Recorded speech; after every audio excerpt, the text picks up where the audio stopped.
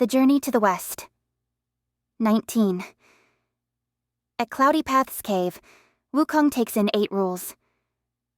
At Pagoda Mountain, Tripitaka receives the Heart Sutra.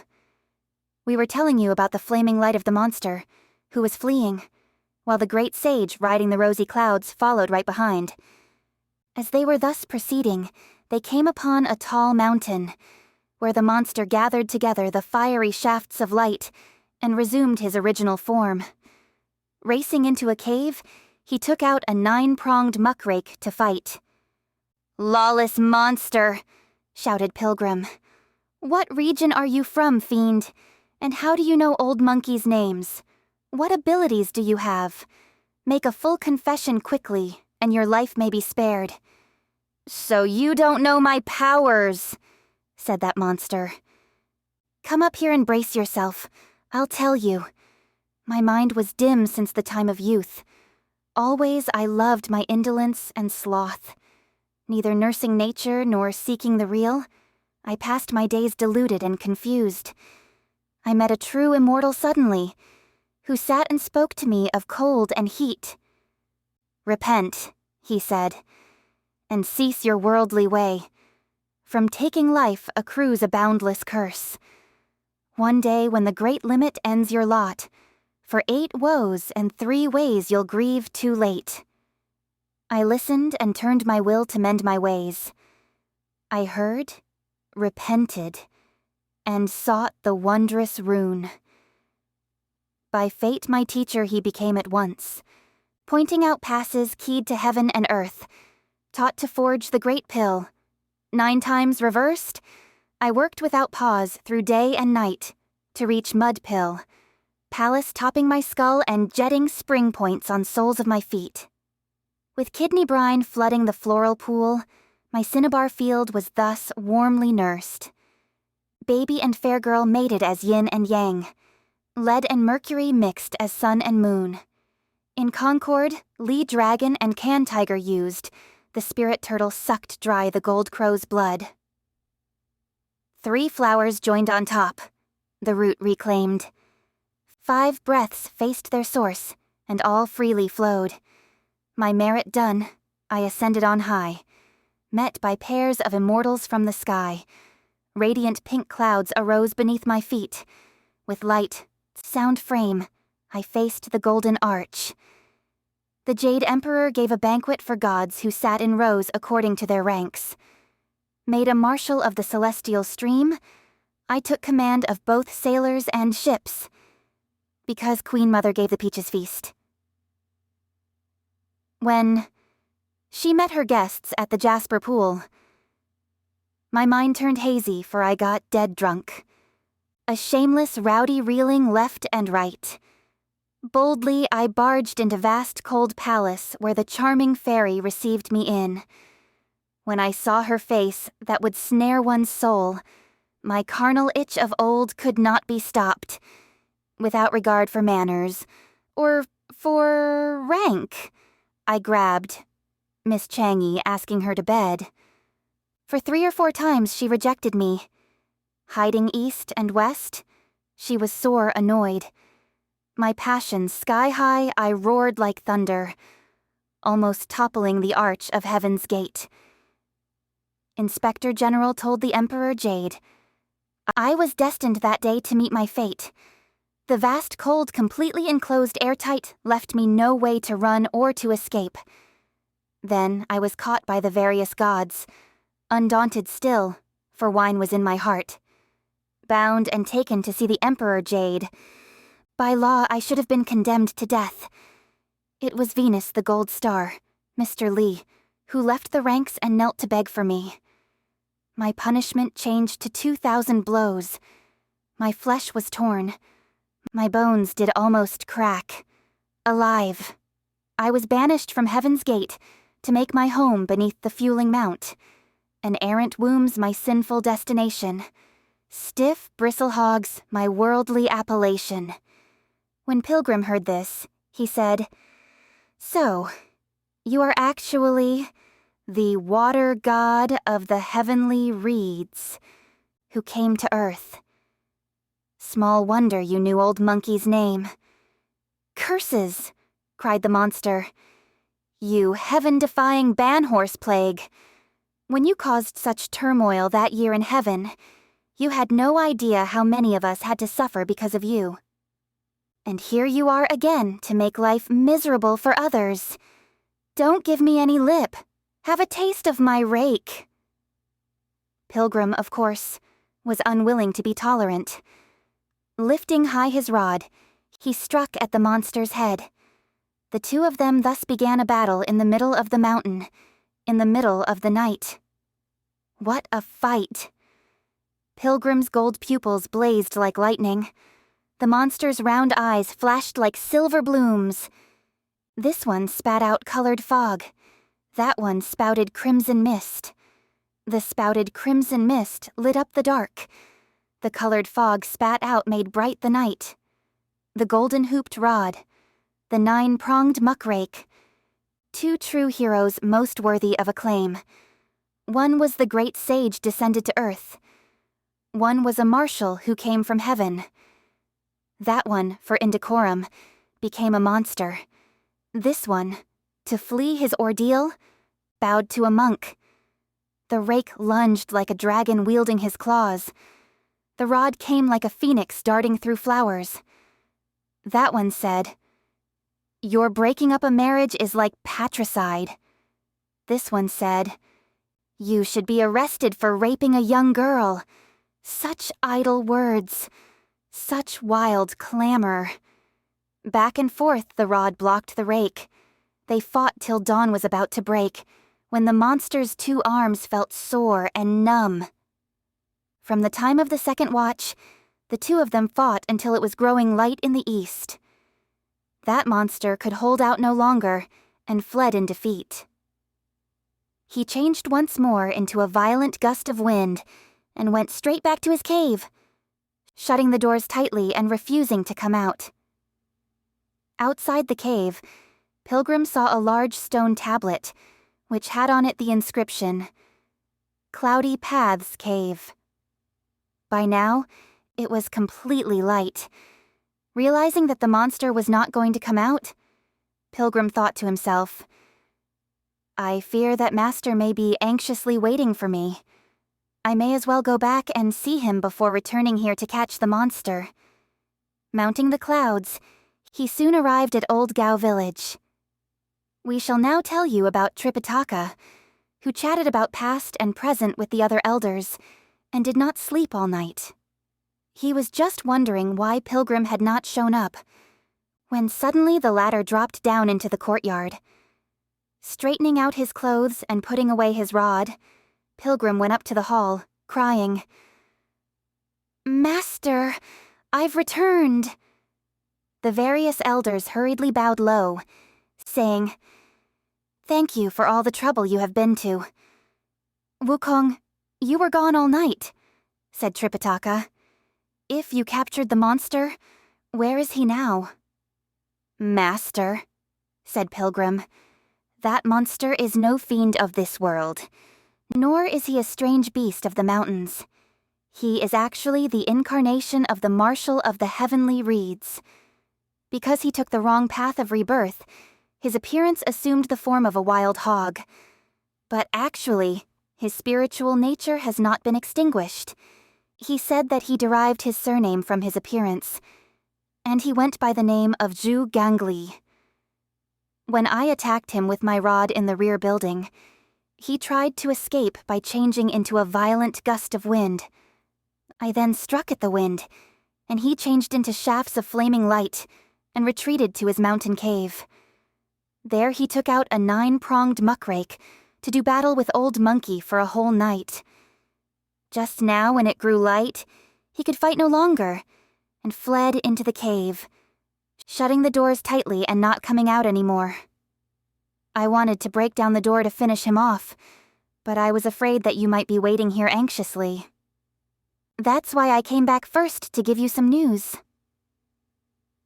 When he had finished speaking, old Mr. Gao came forward and knelt down, saying, "Honored priest, I have no alternative but to say this.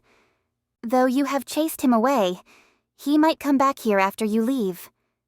What should we do then? I may as well ask you to do us the favor of apprehending him, so that we shall not have any further worries. This old man, I assure you, will not be ungrateful or unkind. There will be a generous reward for you. I shall ask my relatives and friends to witness the drawing up of a document, whereby I shall divide my possessions and my property equally with you.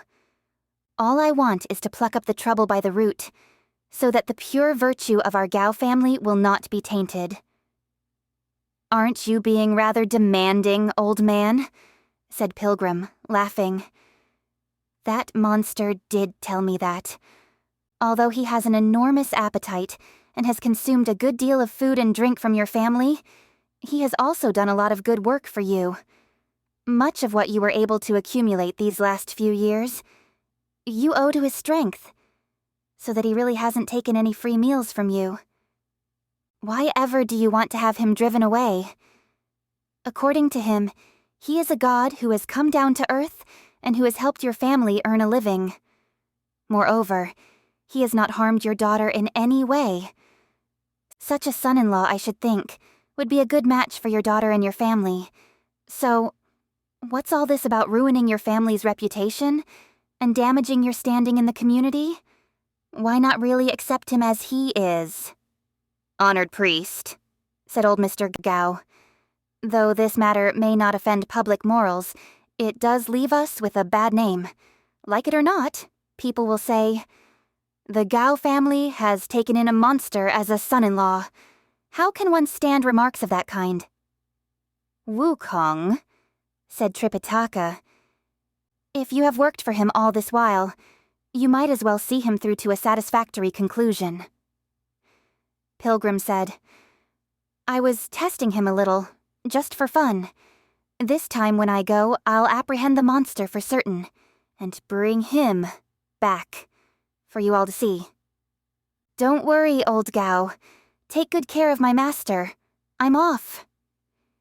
He said he was off, and the next instant he was completely out of sight. Bounding up that mountain, he arrived at the cave's entrance. A few strokes of the iron rod reduced the doors to dust. You overstuffed coolie, he shouted. Come out quickly and fight with old monkey. Huffing and puffing, the monster was lying in the cave and trying to catch his breath. When he heard his doors being struck down and heard himself called an overstuffed coolie, he could not control his wrath. Dragging his rake, he pulled himself together and ran out. A ban-horse plague like you, he yelled, is an absolute pest. What have I done to you that you have to break my doors to pieces? Go and take a look at the law. A man who breaks someone's door and enters without permission may be guilty of trespassing, a crime punishable by death. Idiot, said Pilgrim, laughing. I may have broken down the door, but my case is still a defensible one.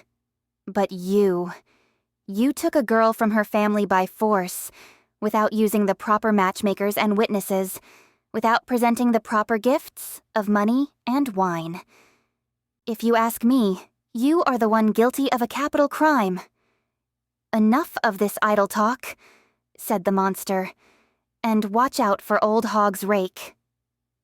Parrying the rake with his rod, Pilgrim said, Isn't that rake of yours just something you use as a regular farmhand to plow the fields or plant vegetables for the Gao family? Why on earth should I fear you? You have made a mistake, said the monster. Is this rake a thing of this world? Just listen to my recital. This is divine ice steel greatly refined, polished so highly that it glows and shines. Lousy wielded the large hammer and tong. Mars himself added charcoals piece by piece. 5 kings of 5 quarters applied their schemes. 12 gods of time expended all their skills.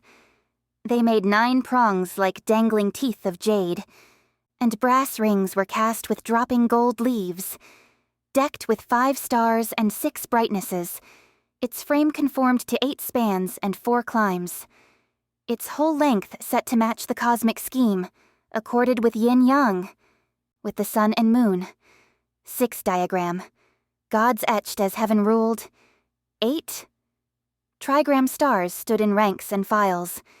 They named this the High Treasure Golden Rake, a gift for Jade Emperor to guard his court. Since I learned to be a great immortal, becoming someone with longevity, I was made Marshal of the Heavenly Reeds, and given this rake, a sign of royal grace.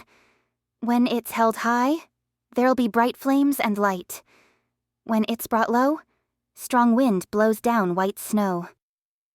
The warriors of heaven all fear it. The 10 kings of hell all shrink from it. Are there such weapons among mankind? In this wide world, there's no such fine steel. It changes its form after my own wish, rising and falling after my command. I've kept it with me for several years. A daily comrade I never parted from. I've stayed with it right through the day's 3 meals, nor left it when I went to sleep at night. I brought it along to the Peaches Feast, and with it I attended heaven's court. Since I wrought evil relying on wine, since trusting my strength I displayed my fraud, heaven sent me down to this world of dust, where in my next life I would sin some more. With wicked mind I ate men in my cave, pleased to be married at the Gao village. This rake can overturn sea dragons and turtles' lairs, and rake up mountain dens of tigers and wolves. All other weapons there's no need to name. Only my rake is of most fitting fame. To win in battle? Why, it's no hard thing. And making merit? It need not be said. You may have a bronze head, an iron brain, and a full steel frame. I'll rake till your soul melts and your spirit leaks. When Pilgrim heard these words, he put away his iron rod and said, "Don't brag too much, idiot. Old Monkey will stretch out his head right here, and you can give him a blow. See if his soul melts and his spirit leaks." The monster did indeed raise his rake high and bring it down with all his might. With a loud bang, the rake made sparks as it bounced back up. But the blow did not make so much as a scratch on Pilgrim's head. The monster was so astounded that his hands turned numb and his feet grew weak. He mumbled, "What a head! What a head!" "You didn't know about this, did you?" said Pilgrim. "When I caused such turmoil in heaven by stealing the magic pills, the immortal peaches, and the imperial wine, I was captured by the little sage Erlang and taken to the Polestar Palace. The various celestial beings chopped me with an axe, pounded me with a bludgeon, cut me with a scimitar, jabbed me with a sword, burned me with fire, and struck me with thunder. All this could not hurt me one whit. Then I was taken by Laozi and placed in his 8-trigram brazier, in which I was refined by divine fire until I had fiery eyes and diamond pupils, a bronze head and iron arms. If you don't believe me, give me some more blows and see whether it hurts me at all." "Monkey," said the monster, "I remember that at the time you were causing trouble in heaven, you lived in the water curtain cave of the Flower Fruit Mountain in the Aeolai country of the East Purvavideha continent. Your name hasn't been heard of for a long time. How is it that you suddenly turn up at this place to oppress me? Could my father-in-law have gone all that way to ask you to come here?" "Your father-in-law did not go to fetch me," said Pilgrim. "It's old Monkey, who turned from wrong to right, who left the Taoist to follow the Buddhist.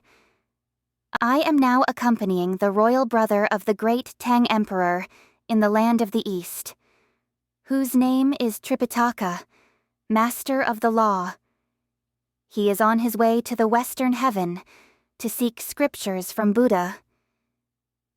We passed through the Gao village and asked for lodging. Old Man Gao then brought up the subject of his daughter and asked me to rescue her, and to apprehend you. You overstuffed coolie." Hearing this, the monster threw away his muckrake and said with great affability, "Where is the scripture pilgrim? Please take the trouble of introducing me to him." "Why do you want to see him?" asked Pilgrim. The monster said, "I was a convert of the Bodhisattva Guanxian, who commanded me to keep a vegetarian diet here, and to wait for the scripture pilgrim. I was to follow him to the Western Heaven, to seek scriptures from the Buddha, so that I might atone for my sins with my merit, and regain the fruits of truth. I have been waiting for a number of years without receiving any further news. Since you have been made his disciple, why didn't you mention the search for scriptures in the first place? Why did you have to unleash your violence and attack me right at my own door?" "Don't try to soften me with deception," said Pilgrim, "thinking that you can escape that way. If you are truly sincere about accompanying the Tang monk, you must face heaven and swear that you are telling the truth. Then, I'll take you to see my master." At once, the monster knelt down and kowtowed as rapidly as if he were pounding rice with his head. "Amitaha!" he cried. "Namo Buddha! If I am not speaking the truth in all sincerity, let me be punished as one who has offended heaven. It may be hewn to pieces." Hearing him swear such an oath, Pilgrim said, "All right, you light a fire and burn up this place of yours, then I'll take you with me." The monster accordingly dragged in bunches of rushweed and thorns and lighted the fire. The Cloudy Path's cave soon looked like a derelict potter's kiln.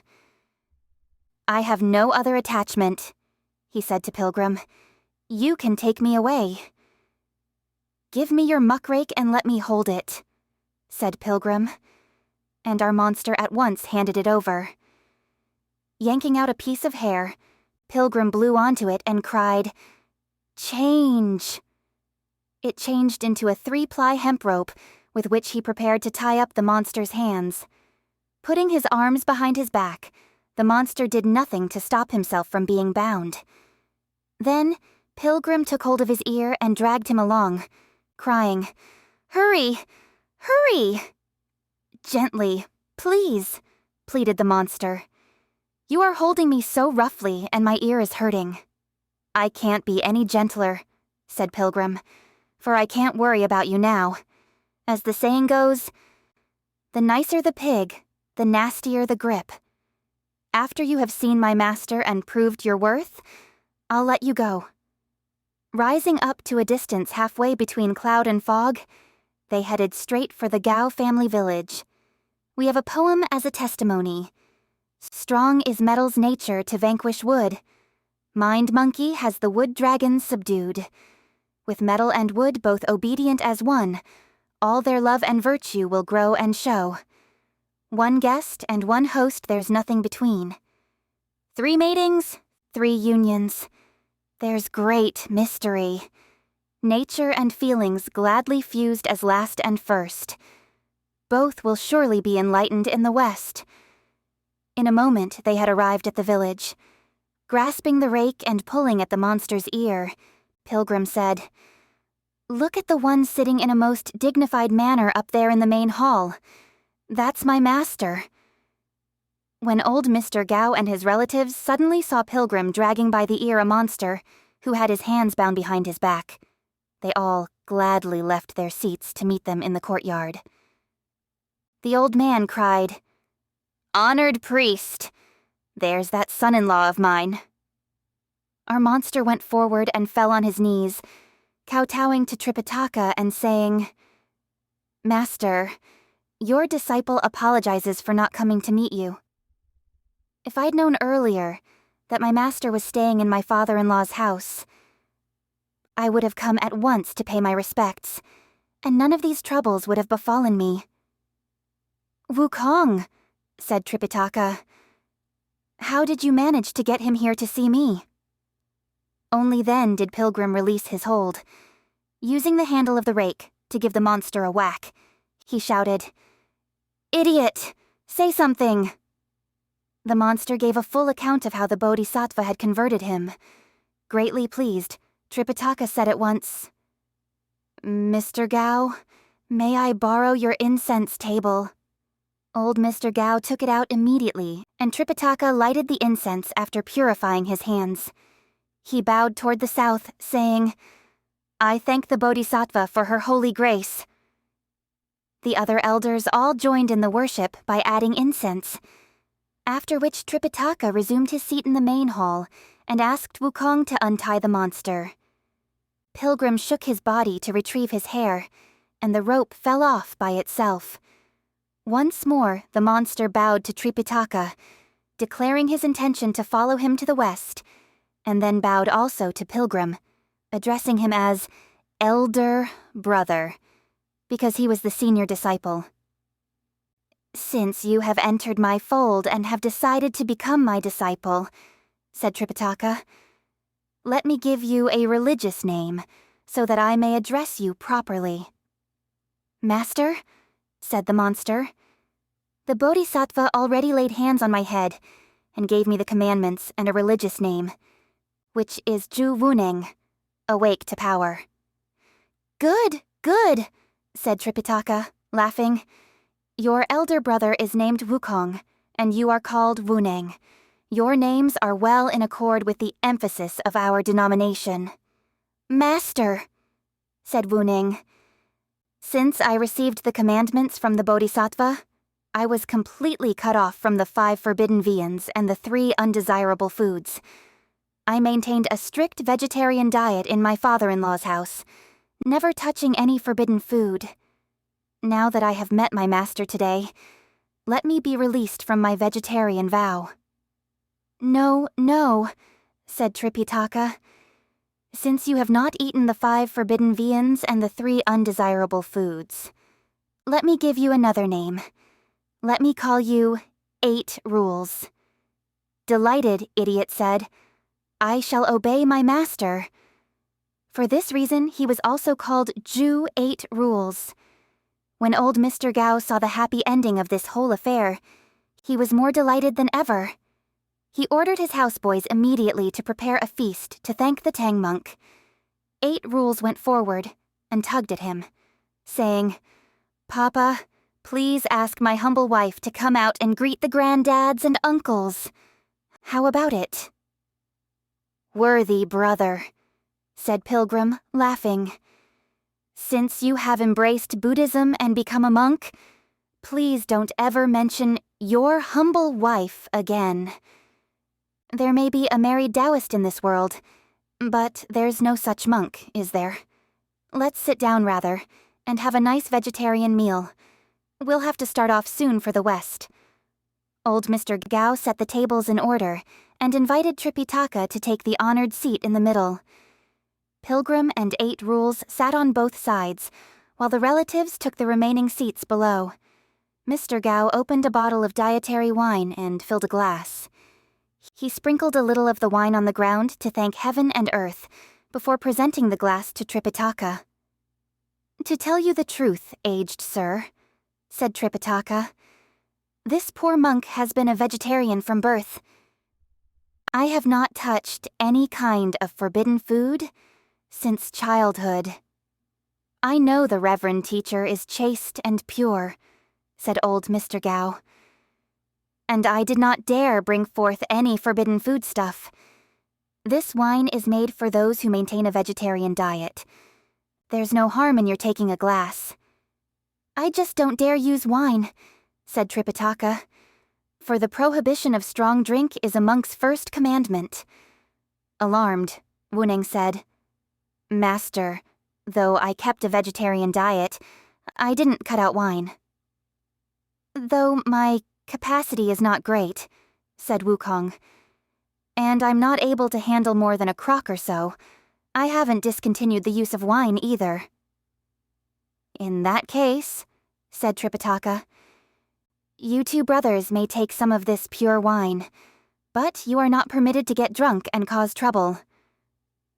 So the two of them took the first round before taking their seats again to enjoy the feast. We cannot tell you in full what a richly laden table that was, and what varieties of delicacies were presented. After master and disciples had been feted, old Mr. Gao took out a red lacquered tray bearing some 200 taels of gold and silver in small pieces, which were to be presented to the three priests for travel expenses. There were, moreover, 3 outer garments made of fine silk. Tripitaka said, "We are mendicants who beg for food and drink from village to village. How could we accept gold, silver, and precious clothing?" Coming forward and stretching out his hand, Pilgrim took a handful of the money, saying, "Gao Kai, yesterday you took the trouble to bring my master here, with the result that we made a disciple today. We have nothing to thank you with. Take this as remuneration for being a guide. Perhaps you can use it to buy a few pairs of straw sandals. If there are any more monsters, turn them over to me, and I'll truly be grateful to you." Gao Tai took the money and kowtowed to thank Pilgrim for his reward. Old Mr. Gao then said, "If the masters do not want the silver and gold, please accept at least these 3 simple garments, which are but small tokens of our goodwill. If those of us who have left the family," said Tripitaka again, "accept the bribe of a single strand of silk, we may fall into 10,000 kalpas, from which we may never recover. It is quite sufficient that we take along the leftovers from the table as provisions on our way." 8 rules spoke up from the side. "Master, elder brother, you may not want these things, but I was a son-in-law in this household for several years, and the payment for my services should be worth more than 3 stones of rice. Father, my shirt was torn by elder brother last night. Please give me a cassock of blue silk. My shoes are worn also, so please give me a good pair of new shoes." When old Mr. Gao heard that, he dared not refuse. A new pair of shoes and a cassock were purchased at once, so that 8 rules could dispose of the old attire. Swaggering around, our 8 rules spoke amiably to old Mr. Gao, saying, "Please convey my humble sentiments to my mother-in-law, my great-aunt, my second aunt, and my uncle-in-law, and all my other relatives. Today, I am going away as a monk, and please do not blame me if I cannot take leave of them in person. Father, do take care of my better half. If we fail in our quest for scriptures, I'll return to secular life and live with you again as your son-in-law." "Coolie!" shouted Pilgrim. "Stop babbling nonsense." "It's not nonsense," said 8 rules. "Sometimes I fear that things may go wrong, and then I could end up unable either to be a monk or to take a wife, losing out on both counts." "Less of this idle conversation," said Tripitaka. "We must hurry up and leave." They packed their luggage, and 8 rules was told to carry the load with a pole. Tripitaka rode on the white horse, while Pilgrim led the way with the iron rod across his shoulders. The 3 of them took leave of old Mr. Gao and his relatives and headed toward the west. We have a poem as testimony. "The earth's mist-shrouded, the trees appear tall. The Buddha son of Tang Court ever toils. He eats in knead rice begged from many homes. He wears when cold a robe patched 1,000-fold. Hold fast at the breast, the horse of the will." The mind. Monkey is sly, let him not wail. Nature one with feelings, causes all joined. The moon's full of gold light when hair is shorn. The 3 of them proceeded toward the west, and for about a month it was an uneventful journey. When they crossed the boundary of Koko, they looked up and saw a tall mountain.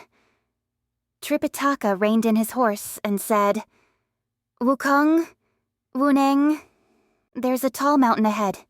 We must approach it with care." "It's nothing," said 8 rules. This mountain is called the Pagoda Mountain, and a crow's nest Chan master lives there, practicing austerities. Old Hog has met him before. What's his business?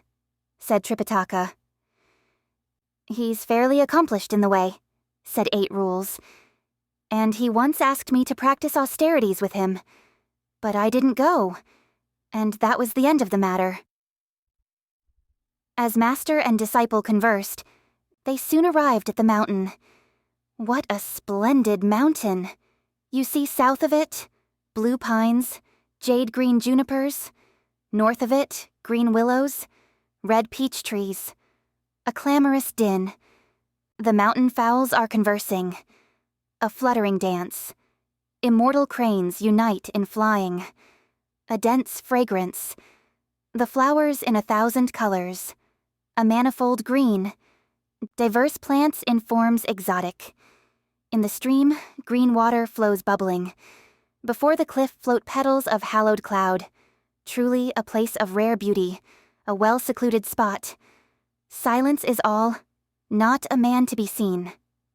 As the master sat on his horse, peering into the distance, he saw on top of the fragrant juniper tree a nest made of dried wood and grass. To the left, musk deer carried flowers in their mouths. To the right, mountain monkeys were presenting fruits.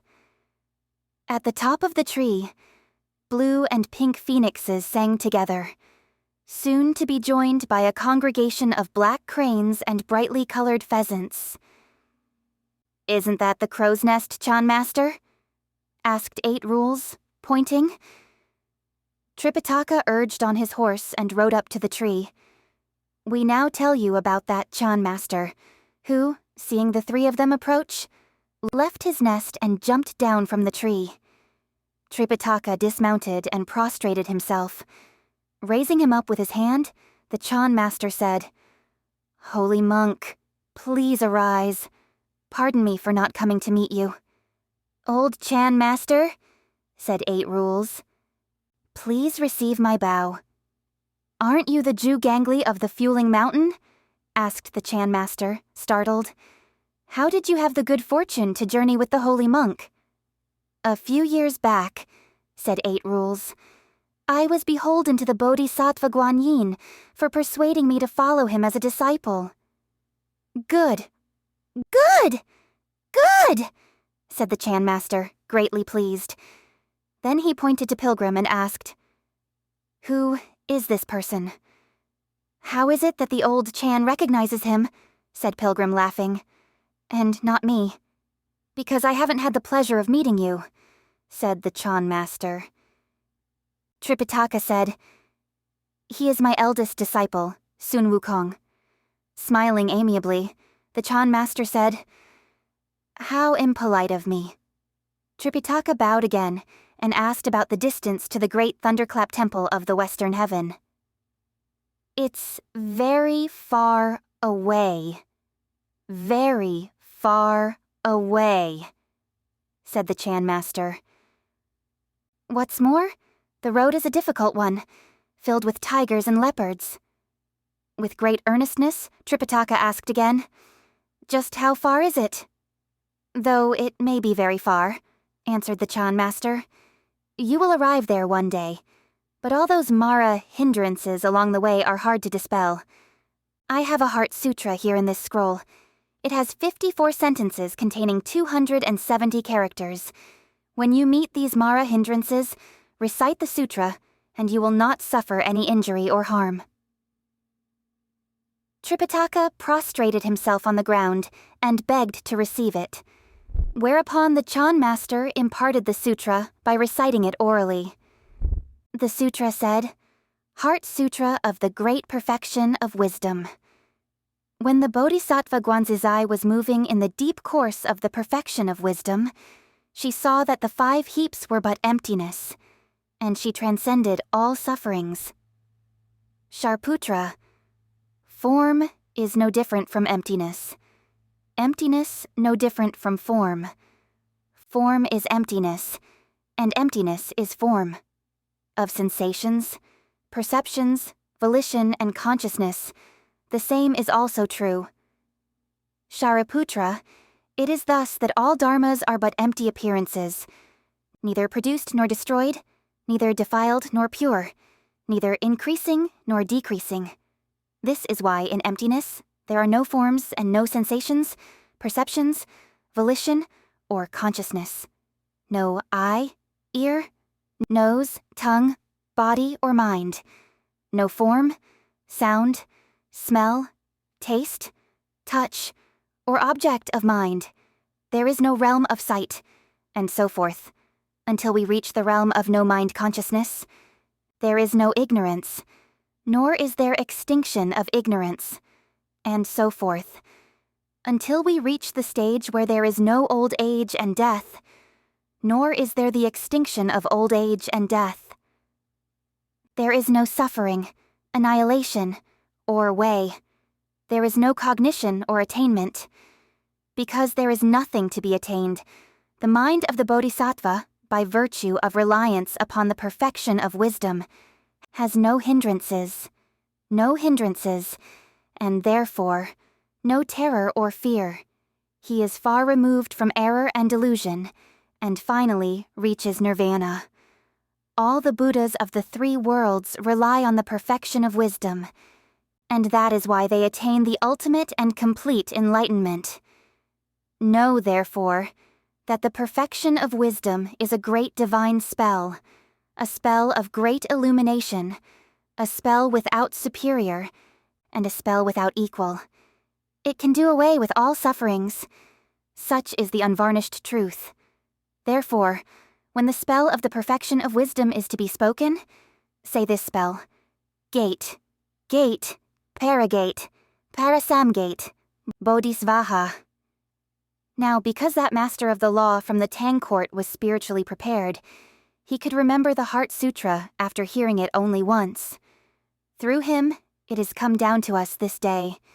It is the comprehensive classic for the cultivation of perfection. The very gateway to becoming a Buddha. After the transmission of the sutra, the Chan master trod on the cloudy luminosity and was about to return to his crow's nest. Tripitaka, however, held him back and earnestly questioned him again about the condition of the road to the west. The Chan master laughed and said, "The way is not too hard to walk. Try listening to what I say. 1,000 hills and waters deep, places full of goblins and snags. When you reach those sky-touching cliffs, fear not, and put your mind at rest. Crossing the rub-ear precipice, you must walk with steps placed sideways. Take care in the black pine forest. Fox spirits will likely bar your way. Griffins will fill the capitals. Monsters all mountains populate. Old tigers sit as magistrates. Graying wolves act as registrars. Lions, elephants, all called kings. Leopards, tigers are coachmen all. A wild pig totes a hauling pole. You'll meet ahead a water sprite. An old stone ape of many years. Now nurses over there his spite. Just ask that acquaintance of yours. Well, he knows the way to the west." Hearing this, Pilgrim laughed with scorn and said, "Let's go. Don't ask him. Ask me. That's enough." Tripitaka did not perceive what he meant. The Chan master, changing into a beam of golden light, went straight up to his crow's nest, while the priest bowed toward him to express his gratitude. Enraged, Pilgrim lifted his iron rod and thrust it upward violently. But garlands of blooming lotus flowers were seen together with 1,000-layered shield of auspicious clouds. Though Pilgrim might have the strength to overturn rivers and seas, he could not catch hold of even one strand of the crow's nest. When Tripitaka saw this, he pulled Pilgrim back, saying, "Wukong, why are you jabbing at the nest of a bodhisattva like him?" "For leaving like that after abusing both my brother and me," said Pilgrim. "He was speaking of the way to the western heaven," said Tripitaka. "Since when did he abuse you?" "Didn't you get it?" asked Pilgrim. He said, A wild pig totes a hauling pole, and insulted 8 rules. An old stone ape of many years. Ridiculed old monkey? How else would you explain that? Elder brother, said 8 rules. Don't be angry. This Chan Master does know the events of past and future. Let's see if his statement, "You'll meet ahead a water sprite," will be fulfilled or not. Let's spare him and leave. Pilgrim saw the lotus flowers and auspicious fog near the nest, and he had little alternative than to ask his master to mount, so that they could descend from the mountain and proceed toward the west. Lo, their journey. Thus shows that in man's world, pure leisure is rare, but evils and ogres are rife in the hills. We really do not know what took place in the journey ahead. Let's listen to the explanation in the next chapter.